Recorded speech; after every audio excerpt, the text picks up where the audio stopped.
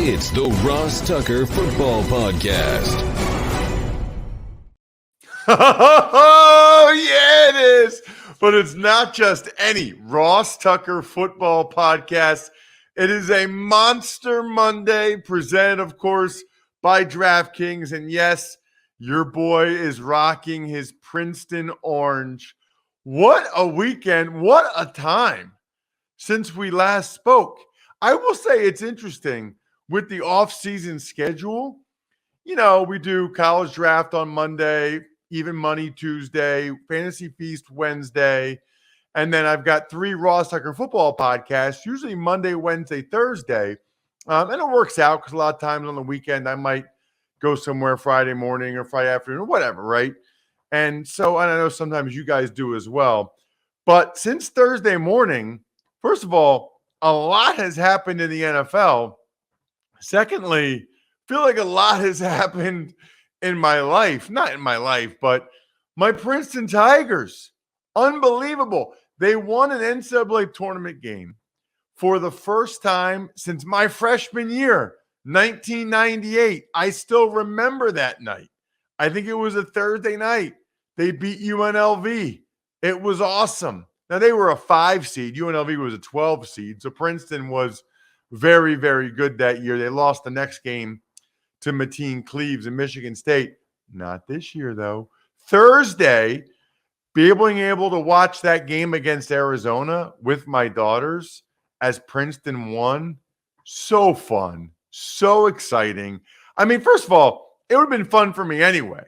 My alma mater winning a game for the first time in, 25 years?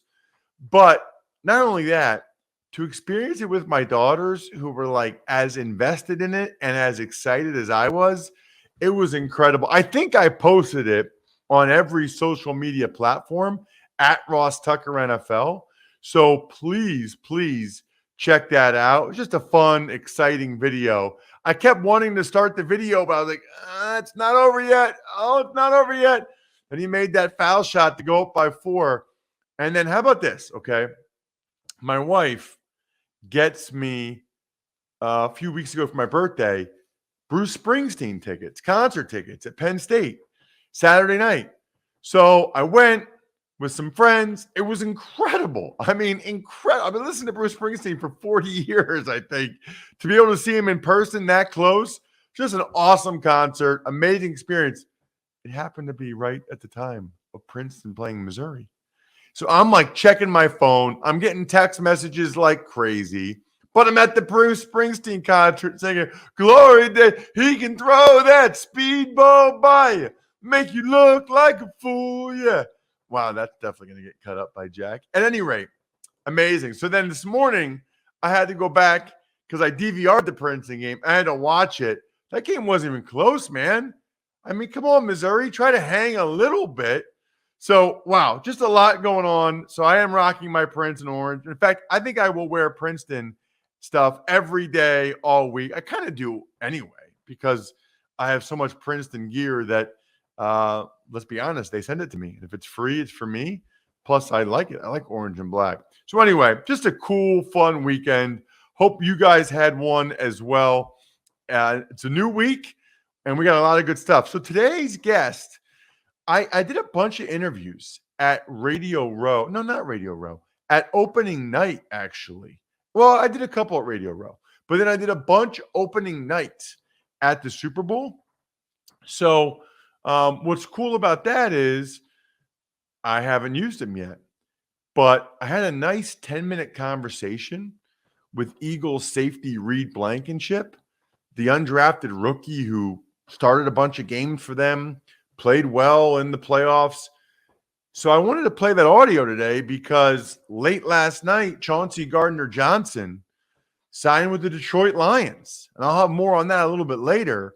But what that means is it's pretty clear now at this point that Reed Blankenship will be a starter for the Eagles. So I think you'll enjoy getting a chance to hear his background and just what his unlikely undrafted rookie free agent experience was really like. It's a new week. I love all of you guys. Let me be very clear about that. First of all, I'm the type of person in life, I tell people I love them often because I do. I mean, I love life and I love people. If you're a friend of mine or family member, or honestly, even if you're a fan, like I love all you guys. I think it's awesome. So I really love those of you that just do one little extra thing to try to help Jack and I now grow the podcast network. So you can be the spread the word winner via social media. I think we only got one Facebook review last week.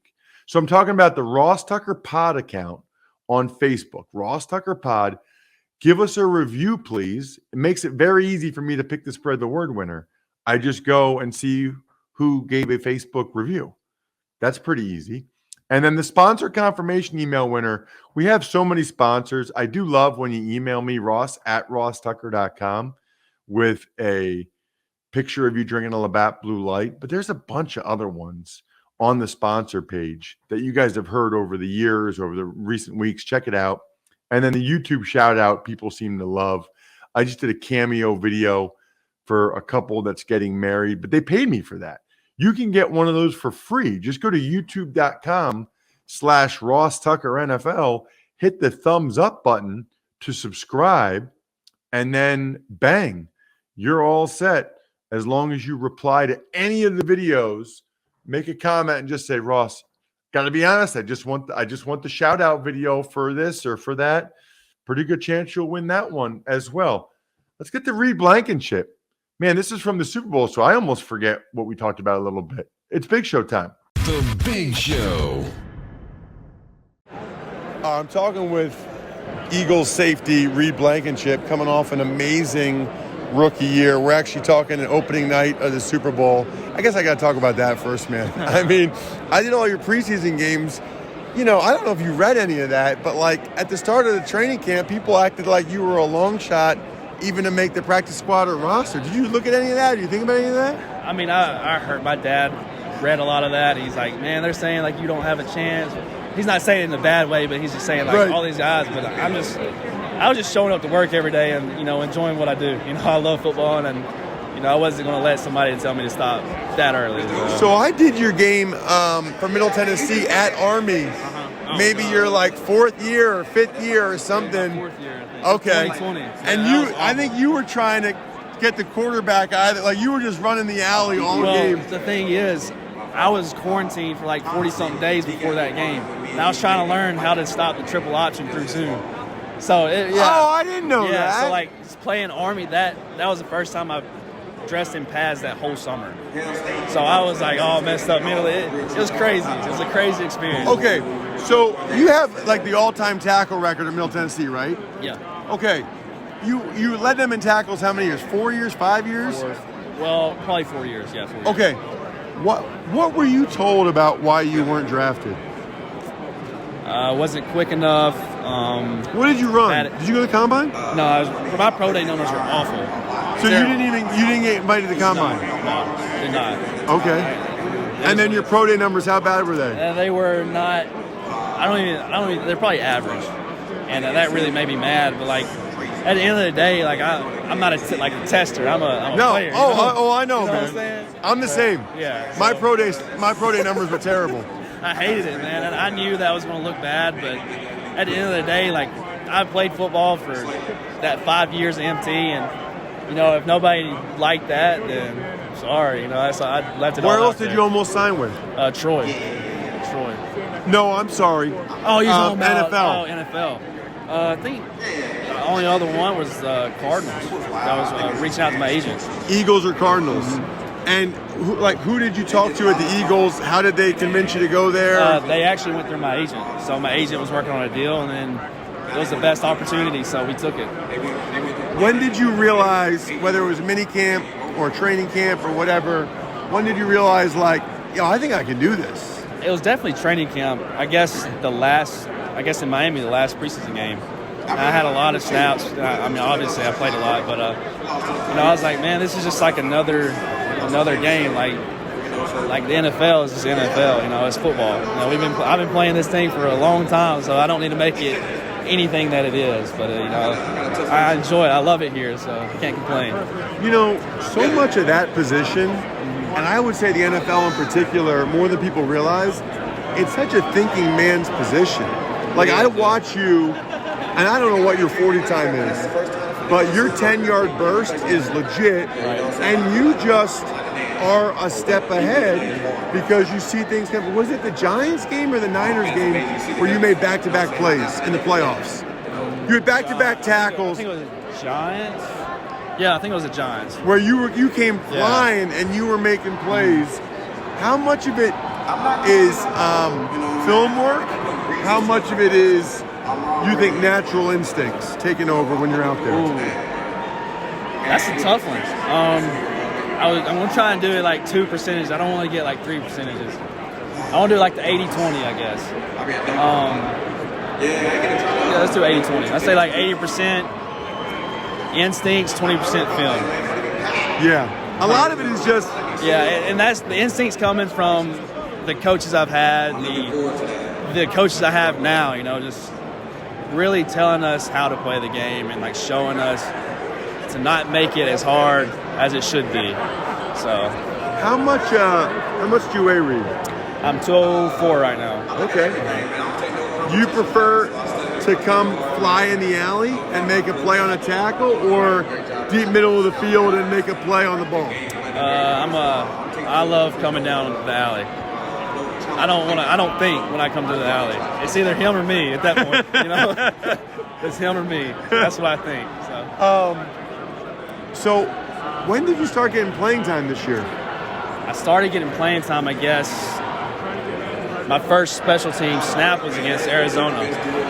And special team snap. Special teams. Were you inactive the first few games? I was inactive for like the first 6. Okay. Yeah. Okay. So it was tough. That was tough too. I wanted to play. You know, just practicing the whole week and then not being able to, let the aggression out a little bit. You know, it sucked. But were you surprised you made the team?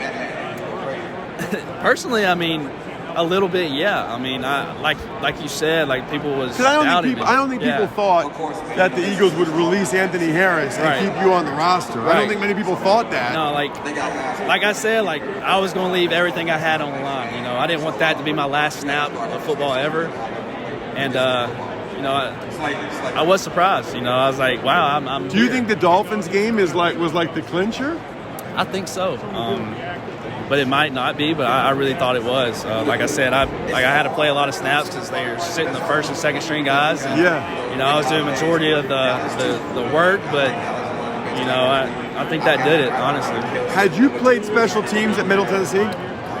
Very, very few. Like, my freshman year, it was like the first 2 or 3 games. And then that's, like, I guess the second game I started against Syracuse.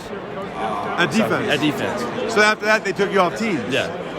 How is that going this year, playing on teams? It's different.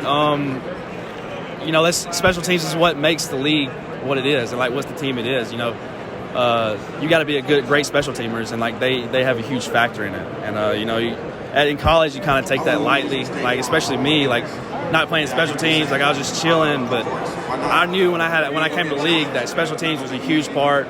And like who I was and what I had to contribute to this team. So. How about how different it is, just like a college special teams meeting versus NFL special teams meeting, like how detailed it is? Everything is so much more detailed than college. It's crazy. Like even our defensive meetings crazy. Like I've taken notes, learning stuff every day. It's great. You're never really bored. If you love the game enough, you're never really bored. What have you learned the most from Jonathan Gannon? Because I remember talking with him during the preseason games, and I could tell that he liked you. I could tell that I could tell that you had gotten his attention. What I learned from him was more of just play. Just play your heart out. You got the plays. Going to keep it simple and. It's just another game. It's football. You've been playing it for a long time. I've been told that he was like a Reed Blankenship type player in high school. Did you hear that? I didn't, no. Oh, no, he was like an awesome athlete. So he went to St. Ignatius High School in Cleveland, which is like a power. And a guy I played with in Buffalo, Drew Haddad, said that he's like arguably the best athlete that ever came out of there. But he got hurt at Louisville. No, I did hear about him getting hurt. I heard he was a great safety at Louisville too. I didn't know about the high school stuff. That's crazy. Yeah. They said like he was like won some events in track and like he's like a freak athlete. Didn't know that. What have you learned from Epps and Gardner Johnson? Pretty much everything, everything that I've done on the field, even like during games, like I'll have questions. I'll be like, hey, how you going to play this? How would you play this? And, just them being mature and them being, the guys they are, they don't bat an eye at that. They'll answer a question without, snubbing their nose or anything. Have you felt at all this year in any of the games, like when you were starting, that the opponent was targeting you?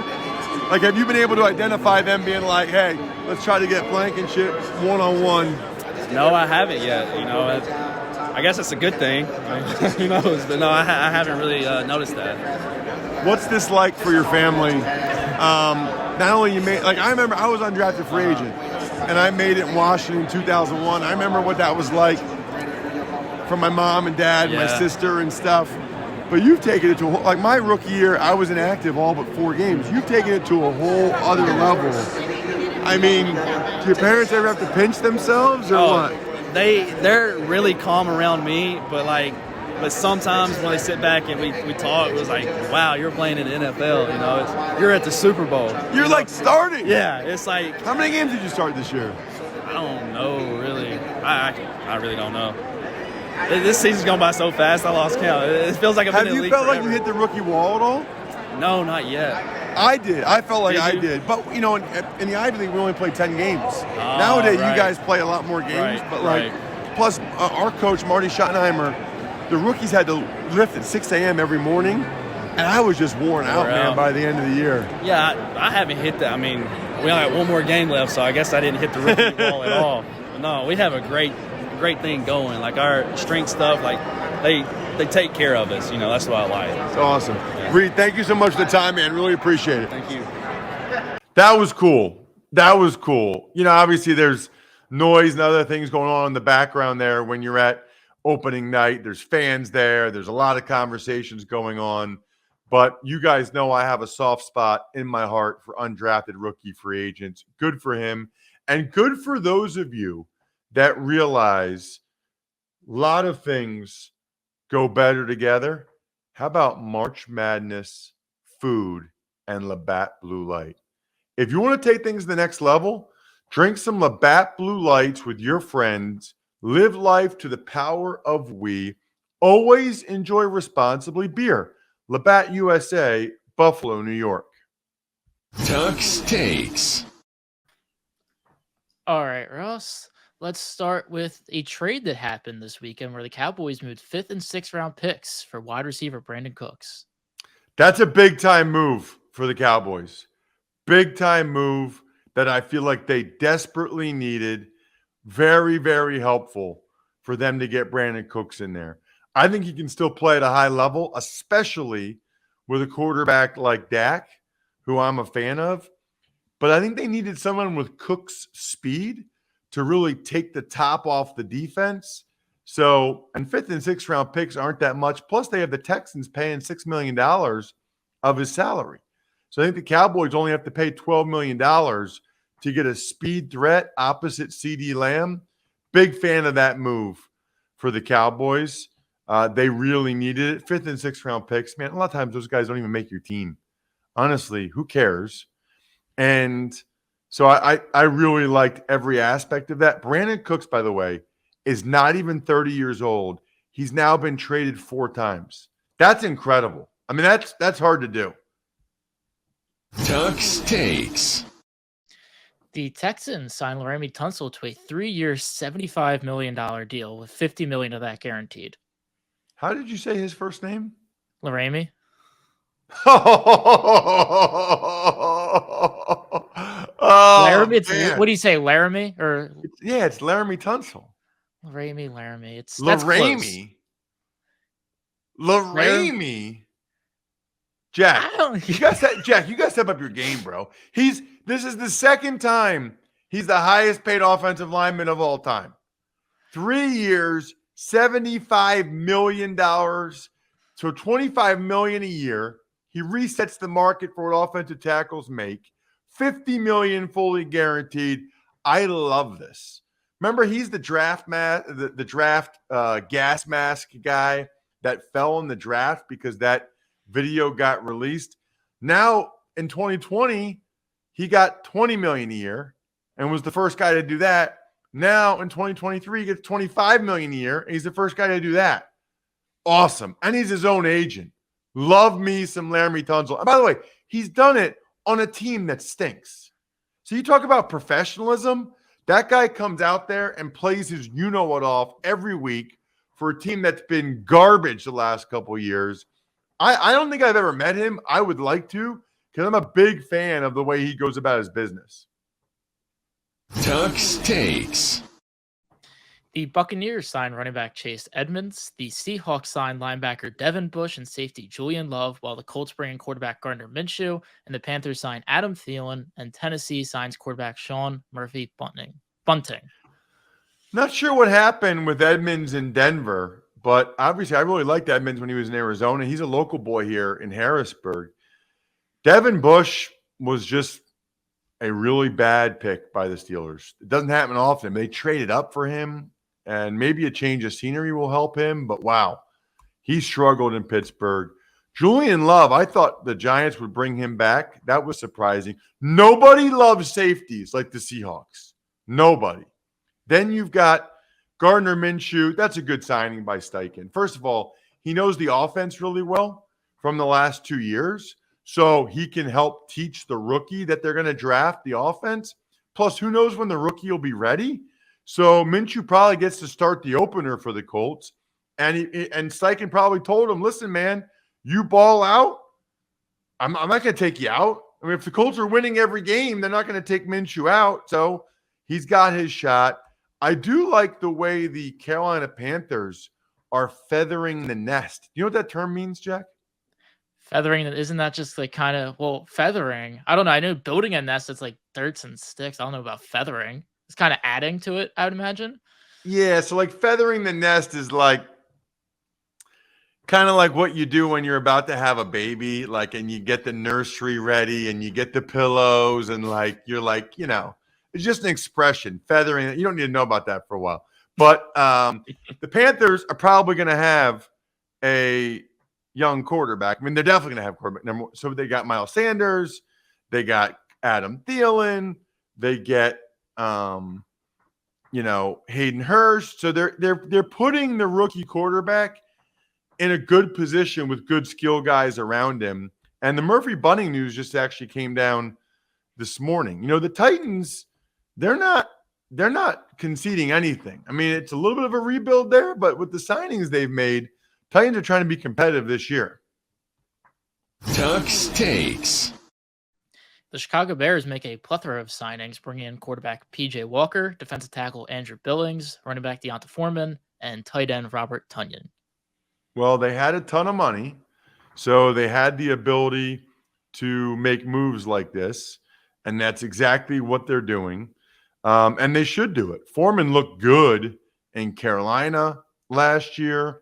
You know, Billings is a run-stuffing D tackle. I like P.J. Walker because he's athletic. He can run the exact same offense if Fields goes down, which is not the case with Trevor Siemian. And Tonyan, I don't know. I always thought he was good. I mean, I always thought Tonyan played at a high level in Green Bay. I don't really know what the deal was there that they didn't want him back. Maybe he was an Aaron Rodgers favorite and they were ready to move on. Tuck's Takes. Georgia defensive tackle Jalen Carter enters a plea deal with no jail time.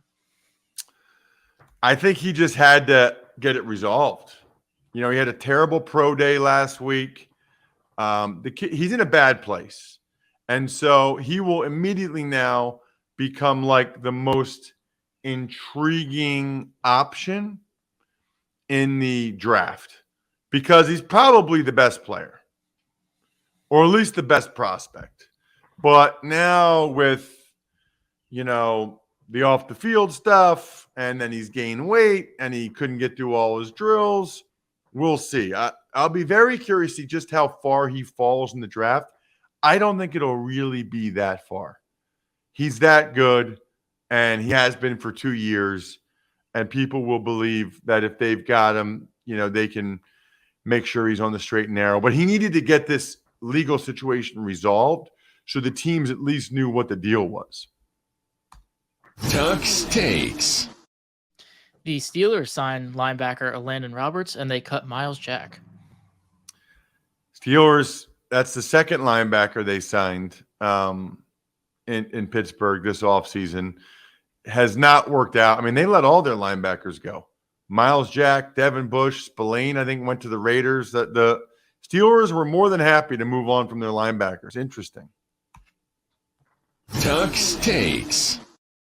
The Giants bring in wide receiver Paris Campbell, and they bring back Darius Slayton. Or they re-sign him. Yeah, so honestly, Slayton's always been I've always thought Darius Slayton's played well. I don't know. I was a little surprised he didn't get more love on the open market. And Campbell kind of gives him a speed guy that they didn't really have, like a take the top off the defense guy, which is a threat that's nice to have. He just has been unable to stay healthy. Tuck's Takes. The Lions sign offensive lineman Graham Glasgow and defensive back Chauncey Gardner-Johnson. So the Glasgow thing is interesting because he was a Lion for a while. Then he got a big free agent deal to go to Denver. So he went out there. Didn't really work out in Denver. So now the Lions bring him back. Lions are loading up, man. They look good. As for the Gardner-Johnson thing, I think, Jack, this is going to be my Labatt Blue take of the week. Presented by Labatt Blue Light. It's the pristine Canadian Pilsner. Enjoy your beers together so you can live life to the power of we. Always enjoy responsibly. Beer, Labatt USA, Buffalo, New York. I hate situations like this because we don't have all of the information. I also hate situations like this because it feels like a player or his agent, I don't know if it's player, I don't know if it's agent, at some point either overplayed their hand or misread the market and cost themselves money as a result. It reminds me a little bit of the Orlando Brown situation where it's like something wasn't right with Orlando with the Ravens, good organization. He goes to Kansas City. Kansas City offers him a bunch of money. He says no, goes to Cincinnati for less money. Makes you scratch your head a little bit. Then there's Chauncey Gardner-Johnson. He's in New Orleans. They offered him a contract extension, which, by the way, had to be more than this Lions offer. He didn't like it, turned it down. Things went sideways. The Saints end up trading him. He goes to Philadelphia, has a phenomenal year. I've seen what his agent tweeted. I don't know what the deal is. I know this. Once it's two teams, to me, the agent and player lose the benefit of the doubt, right? For Orlando Brown, it was the Ravens and the Chiefs both kind of like shied away. Makes you wonder. And then with Chauncey Gardner-Johnson, the Saints were like, we'll trade you. The Eagles made an offer, but then they moved on. When it's multiple teams, I no longer give the benefit to the player and or the agent. But I don't like when a player gets less money than they seemingly could have. For Gardner-Johnson, maybe it would have been with the Saints. I don't know. Maybe with the Saints or the Eagles. Something's not right there in both those situations. Tuck's Takes. 2014 me is ecstatic. The Philadelphia Eagles signed quarterback Marcus Mariota alongside quarterback Greedy Williams. Why is 2014 Jack ecstatic? I loved Oregon for some reason. I'm wearing the Oregon jersey for those watching on YouTube, which is coincidentally Marcus Mariota.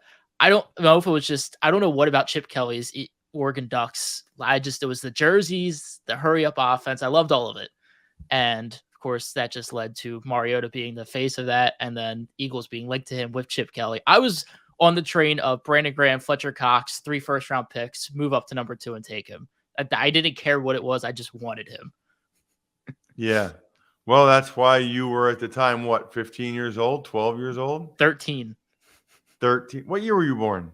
2000. I was at the dead end of 2000. So, I get 3 days of, being that year and whatever, that age of that year, and then I'm a year behind. 2000. Wow. Well, it's a good thing you were 13 years old and not the Eagles general manager at the time, because that would have been a horrific trade, Jack. Mariota is a really good fit as an experienced veteran backup that can run the same offense. And Greedy Williams, I'm not really quite sure what happened with him in Cleveland. Never really quite played to his potential there. A lot of injuries. Tuck's Takes. The Patriots signed tight end Mike Gesicki, and they let go defensive back Jalen Mills. Would not be surprised if Jalen Mills ends up back in Philadelphia. We'll have to see how that plays out, because he has sort of that versatility that Gardner Johnson brought to the table. And then for Gesicki, the tight end market's been slow. Dalton Schultz still hasn't signed anywhere, which is a little bit bizarre. And Gesicki kind of took what he could get, which is less than he got last year from the Dolphins on the franchise tag. I like that signing by the Patriots. They know what he is, and they're going to be able to utilize him. Tuck's Takes. Chargers safety Nazir Adderley is retiring. After 4 years, that's a little bit of a head scratcher to me. I read his Instagram post, and it just sounds like it wasn't for him. It sounded like whether it was the pressure or the injuries or whatever, it sounds like he wants to move on. That's interesting, though, because he went to Delaware. Is he a Philly kid, Jack? I'm not sure, to be quite honest. Yeah, I know he went to University of Delaware. And so I wonder if because a lot of those guys are typically, he's from Philly. Yeah, he went to Great Valley in Malvern. That is interesting. That makes you wonder if perhaps the Eagles could have a conversation with him and say, "Are you sure you want to retire? You know, we have a need at safety now with Gardner Johnson leaving." So you never know. It's always a little bit dangerous when a guy is retiring because you wonder where he's at mentally. But to retire after 4 years is interesting. And he did it like a few days into free agency. So it's almost like maybe he was waiting to see if he got a certain type of offer. And if he did, he would keep playing. But he didn't, so he's done. Maybe he's just kind of getting minimum offers. I don't know. Interesting situation. I do know that'll do it for a Monster Monday edition of the Ross Tucker Football Podcast. We'll be back either tomorrow afternoon or Wednesday morning. We've been switching it up on you guys a little bit. Shout-outs are in order for Pizza Boy Brewing, Sporticulture, HumanHeadNYC.com, SteakhouseSports.com, Go-Bangles.com, Evergreen Economics, BackOfficeSchedule.com, and, of course, the greatest gift ever, less than 2 months away from Mother's Day, MyFrontPageStory.com. Just get it done today and use the code RTFP10 so you get 10% off. College draft, we're talking wide receivers with Emory today. So if you want your team to draft a receiver, or even if you just like being up on the college prospects with the draft about a month away already, make sure you listen to today's College Draft Podcast. Other than that, I think we're done here.